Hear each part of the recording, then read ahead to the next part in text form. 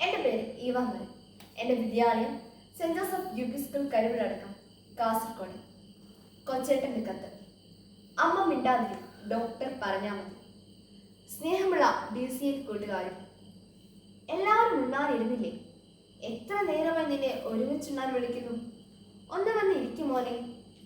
എനിക്ക് വേണ്ടത് ഞാൻ എത്ര തവണ പറയുന്നു? എനിക്ക് വണ്ണം കൂടാതിരിക്കാൻ ഞാൻ ഡയറ്റാണ്. എൻ്റെ ക്ലാസ്സിലെ പലരും ഡയറ്റ് നോക്കുന്നുണ്ട്. മുറിക്കുള്ളിൽ നിന്ന് അരുൺ ഉറക്കെ പറഞ്ഞു. ഓ പിന്നെ, 8ാം ക്ലാസ്സിൽ പഠിക്കുന്നവരാണ് ഡയറ്റ് നോക്കുന്നത്. ശരീരം വളരുന്ന പ്രായത്തിൽ നല്ല ഭക്ഷണം കഴിക്കണം, അതും സമയത്ത് കഴിക്കണം. വീട്ടിൽ എല്ലാവരും സാധിക്കുന്നിടത്തോളം ഒന്നിച്ച് കഴിക്കുകയും വേണം. ഉറച്ച ശബ്ദത്തിൽ അച്ഛൻ നയം വ്യക്തമാക്കി. ഉച്ച കഴിഞ്ഞ് കളിക്കാനായി പുറത്തുപോയ അരുൺ നേരം നന്നായി ഇരുട്ടിയതിനു ശേഷമാണ് വീട്ടിൽ കയറി വന്നത്. മൊബൈൽ ഫോണുമായി മുറിയിലേക്ക് കയറിയ അരുൺ അത്താഴം കഴിക്കാനും ഇറങ്ങി വന്നില്ല. അമ്മ വീണ്ടും വീണ്ടും വിളിച്ചുകൊണ്ടേയിരുന്നു. അവൻ ദേഷ്യത്തോടെ നോ പറഞ്ഞുകൊണ്ടുമിരുന്നു. ഒരു ദിവസം രാവിലെ അരുൺ എഴുന്നേറ്റത് വലിയ വായിൽ നിലവിളിച്ചുകൊണ്ടാണ്. വയർ പൊത്തിക്കരയുന്ന അവന് വലിയ വയറുവേദനയായിരുന്നു. അച്ഛൻ്റെ കൂടെ ആശുപത്രിയിലെത്തി. പരിശോധന കഴിഞ്ഞ് ഡോക്ടർ പറഞ്ഞത് കേട്ട് അച്ഛൻ ഞെട്ടി. അരുണിന് പാൻക്രിയാസിന് നീരുണ്ട്, ബയോപ്സിക്ക് വിടണം. അരുണിന്റെ ആമാശയവും ഉദരത്തിലെ മറ്റു അവയവങ്ങളും മലിനമാണത്രേ. പുറത്തുനിന്ന് ഭക്ഷണം കഴിക്കുന്നുണ്ടല്ലേ എന്ന ചോദ്യത്തിന് ഇല്ല എന്ന അച്ഛനും യെസ് സാർ എന്ന് അരുണും പറഞ്ഞു.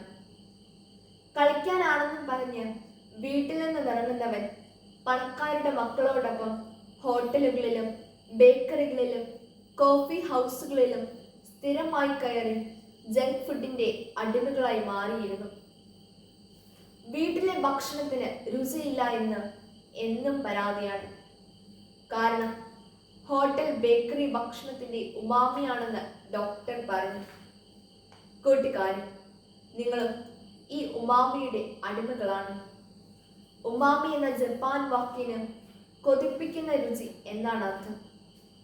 തക്കാളി, പനീർ, മട്ടൻ, ചിക്കൻ, മത്സ്യം, കൂൺ, കടൽപ്പായൽ എന്നിവയിൽ നിന്ന് ലഭിക്കുന്ന സ്വാഭാവികമായ ഉമാമി ആരോഗ്യത്തിന് നല്ലതാണ്.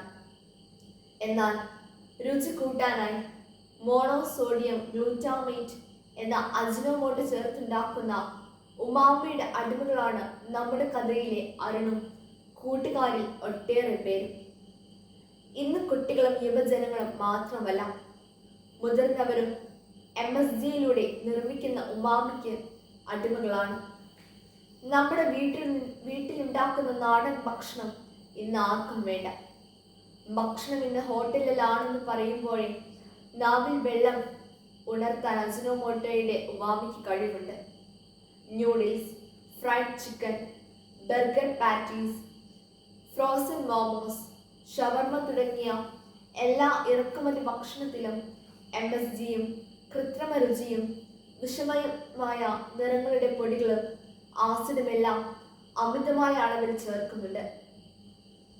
Chips, Lay's, Kurkure, nachos, cheese balls, puffs, panipuri മസാലകൾ, പോപ്കോൺ തുടങ്ങി കുട്ടികൾ ആർത്തിയോടെ ഭക്ഷിക്കുന്ന സാധനങ്ങളിലെല്ലാം അത്യന്തം അപകടകരമായ കൃത്രിമ ഫ്ലേവറുകളും ആസിഡുകളും MSGയും ചേർക്കുന്നുണ്ട്. നമ്മുടെ നാടൻ ചോറും കറികളും, നാടൻ കോഴി, കപ്പയും ബീഫും, അപ്പവും മുട്ടയും, പുട്ടും കടലയും, ചെണ്ടക്കപ്പയും കാന്താരി മുളകും ഉള്ളിച്ചമ്മന്തിയും ഒക്കെ കഴിച്ച് നല്ല കല്ല് മസിലുമായി കല്ലിനോടും മണ്ണിനോടും പടവെട്ടി വളർന്ന കേരം തിങ്ങുന്ന ഈ കേരള നാടിൻ്റെ തനത് ഭക്ഷണ ശൈലികളും രുചിക്കൂട്ടുമൊക്കെ കുഴിമന്തിയുടെ കുഴിയിലിട്ട് മൂടുന്നതാരാണ്? കൂട്ടുകാരി, ഭക്ഷണം ഒരു സംസ്കാരമാണ്. ഓരോ നാടിനുമുണ്ട് സ്വന്തമായ ഒരു ഭക്ഷണ സംസ്കാര ചരിത്രം. അതിനാൽ നമുക്ക് വീട്ടിലെ ഭക്ഷണം കഴിച്ചു വളരാം. അരുണിനെ പോലെ പല കൂട്ടുകാർക്കും വീട്ടിലിരുന്ന് അച്ഛനും അമ്മയും പറയുന്നതിന് ഒരു വിലയുമില്ല. വയറും തിരുമി ആശുപത്രിയിൽ ചെല്ലുമ്പോൾ ഡോക്ടർ പറഞ്ഞാലേ സത്യം മനസ്സിലാകും. നമുക്ക് വീട്ടിൽ ഭക്ഷണവും ഭാഷണവും മതി എന്ന് പറയാം. അമ്മ കറികളുടെ രുചിയും ആവി പാറുന്ന ചോറിൽ ഒരു തുള്ളി എണ്ണയും ഉപ്പും പുരട്ടി അമ്മ വാരിത്തരുന്ന ചോറുരുളകളുടെ അരുളകളും നമ്മുടെ ആരോഗ്യത്തിന്റെ നിയമാവലിയാകട്ടെ. ആശംസകളോടെ സ്വന്തം കൊച്ചേട്ടൻ.